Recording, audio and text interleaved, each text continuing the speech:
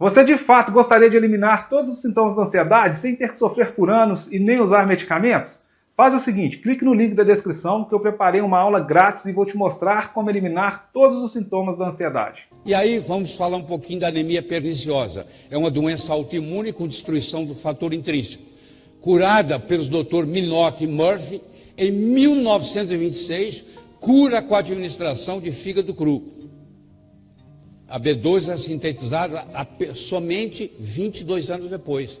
Ninguém sabia que essa anemia perniciosa era por deficiência de vitamina B12. Como não sabia que o escorbuto era por deficiência de vitamina C. Mas um veterinário, por uma inspiração, começou a dar fígado cru para cachorro que tinha anemia perniciosa e curou.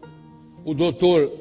Minot e o Dr. Murphy pegou essa experiência do Dr. Whipple e usou em ser humano.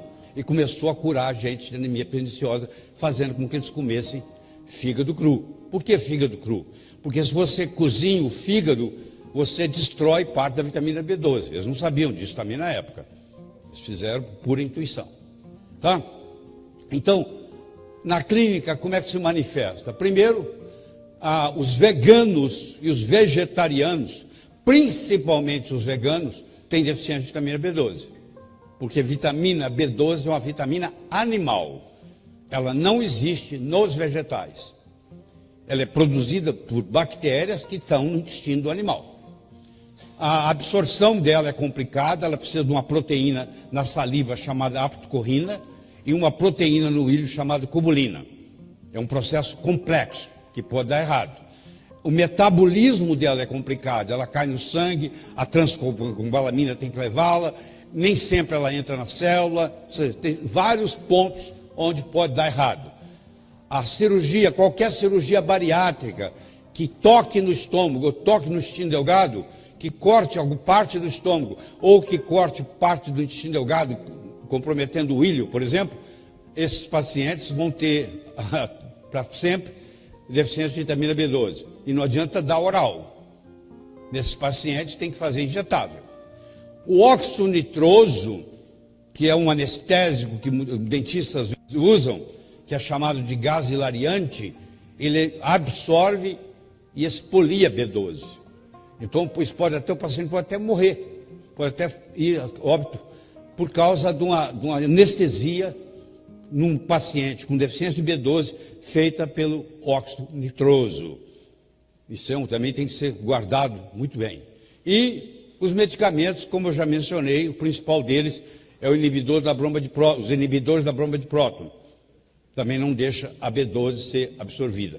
Aqui estão alguns casos de deficiência. Há grupos de risco para deficiência de B12. Vegetarianos, principalmente veganos, filhos de mães veganas, nascem com deficiência de B12, desnutrição, pessoas que não se alimentam bem, distúrbios alimentares, tá? Pessoas que têm bulimia, etc. Então, tem distúrbios alimentares, gastrite, fenômenos de acloridria, eu preciso do ácido clorídrico por fator intrínseco estar ativado, medicamentos, por exemplo, inibidores de bromba de próton e metformina. Metformina é um excelente medicamento, na realidade é um derivado fitoterápico. Mas um dos problemas que você tem com o uso de metformina a longo prazo é a deficiência de B12. Então, se o paciente ingere 1.750 para cima, miligramas por dia, por mais de 6 meses, você tem que arrumar um jeito de suplementar B12, porque isso, metformina expolia B12. Cirurgia bariátrica e continua. Diminuição da enzima pancreática protease, também prejudica a absorção. Síndrome de Zollinger-Ellison, é raro, mas existe, prejudica a absorção. Doença celíaca, onde diminui as vilosidades, diminui a absorção de B12. Doença de Crohn, cirurgia oncológica, está ali, você tem que retirar a parte do intestino que está com câncer. Polimorfismo genético, você herdou isso. E eu quero aqui fazer a distinção entre o óxido nítrico, o óxido nitroso e o dióxido de nitrogênio. O óxido nítrico, que é o NO, é a molécula da saúde. É uma das moléculas mais importantes que existe no corpo. Eu poderia falar 5 horas aqui sobre o óxido nítrico e ainda não ia apresentar tudo. O óxido nitroso, que é um gás hilariante usado principalmente para dentistas para fazer anestésico, ele é um gás e ele não pode ser usado em pacientes com deficiência de B12. E o dióxido de nitrogênio é um veneno. Ele faz parte do processo de poluição. Então são coisas totalmente diferentes. O corpo necessita de folato, metilfolato, para produzir os ácidos nucleicos, que são os tijolos do DNA. Sem B12, o folato é disfuncional. Então eu preciso ter B12 para transformar folato em metilfolato. Senão não transforma. E o folato não é o princípio ativo. O princípio ativo é o metilfolato. A vitamina B12, também conhecida como cobalamina, é uma vitamina do grupo B, B1, B2, B3, B5, B6, B7, B9, B12, B15, B17, não para aí. Necessária para manter o cérebro e o sistema nervoso funcionando adequadamente. Em 1926, 102 anos após a identificação da anemia perniciosa, 2 médicos americanos, Minot e Murphy, utilizando uma ideia a princípio empregada pelo Dr. Whipple em animais, curando a anemia em cães com a administração de fígado bovino cru.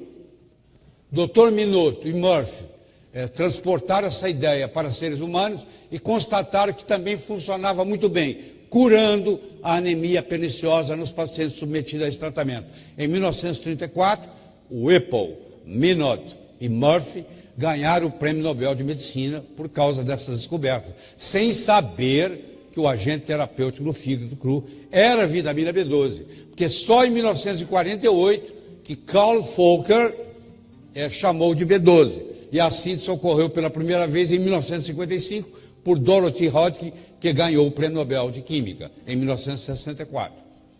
Quer dizer, eles também não sabiam que era B12, e a B12 foi praticamente a última vitamina descoberta. Se você chamar PQQ de vitamina, a última descoberta foi o piroroquinolina quinona. Mas nem todo mundo chama PQQ de vitamina, tem um debate. Se você achar que o PQQ não pode ser classificado como uma vitamina, então a última vitamina a ser descoberta, em 1948, por Carl Volcker, foi a vitamina B12. Então você que está aí me assistindo, a sua chance de ter deficiência de B12 é quase 50%. Tá? Outro estudo mostrou que 40% dos pacientes idosos com mais de 60 anos hospitalizados tinham níveis baixos de B12. Então é muito mais comum do que você pode imaginar. 80% dos veganos que não suplementam com B12 e mais de 50% dos vegetarianos nesse regime há muito tempo mostram evidência de deficiência de vitamina B12. Você imagina, a mãe é vegana, a criança nasce com deficiência de B12. E é difícil alguém descobrir que é isso, porque o médico em geral não está ligado na vitamina B12. Então, deficiência de B12 é fácil de diagnosticar. Eu meço no sangue os níveis de B12, de cobalamina. Eu meço na urina o metilmalônico. Então, é fácil de diagnosticar. É fácil tratar. A única coisa que eu tenho que dar é B12.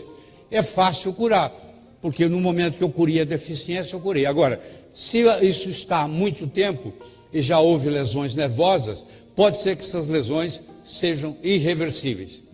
Não se conhece a dose tóxica de B12. Isso é muito importante na prática médica, porque você nunca vai causar dano dando B12. Se não funcionar, pelo menos você não vai prejudicar. Então isso te dá uma segurança muito grande, saber que até hoje eles fizeram todo o esforço e não conseguiram descobrir nenhuma toxicidade na administração de B12. Fator estrílico antianêmico, antipernicioso, fator da proteína animal, vegetal, pseudo-B12. Então, é um fator de proteína animal, não é vegetal. Se for vegetal, não é B12. A vitamina anti-anemia perniciosa. E tem a coprofagia. Ingerir fezes. Um cão, por exemplo, que está com deficiência de B12, ele começa a comer as próprias fezes. Por que isso? Porque todos nós produzimos B12 no intestino grosso, que vai sair nas fezes. Só que a absorção da vitamina B12 é antes do intestino grosso, é na fase final do intestino delgado. Então o cão está produzindo vitamina B12, mas ele não pode se beneficiar da vitamina B12 que ele está produzindo para a natureza, sai nas fezes dele. Quando ele sente instintivamente o instinto dele de que ele está com deficiência de B12, ele começa a comer fezes, as próprias fezes. Então um animal que começa a ingerir as próprias fezes é um sinal clínico de que ele tem deficiência de B12. Ele está praticando o que se chama coprofagia. Para você tratar, para você usar cianocobalamina, desculpa, você tem aí na farmácia, por exemplo, estou citando aqui um deles, que é o Bedozil, que é a vitamina B12. Só que é a vitamina B12 na formato de ciano. Se você tiver um polimorfismo genético, se você não fez ainda o teste, você não sabe. Se você tiver um polimorfismo genético que não consegue transformar ciano em metil, você vai acumular ciano, que é veneno, e vai lhe prejudicar. Então, como você não sabe quem é quem, eu aconselho, adenosina não tem no Brasil, então sobrou para você metil e hidrox. Geralmente o injetável é hidrox, que vai virar metil sem problema, e o metil, que é o mais usado.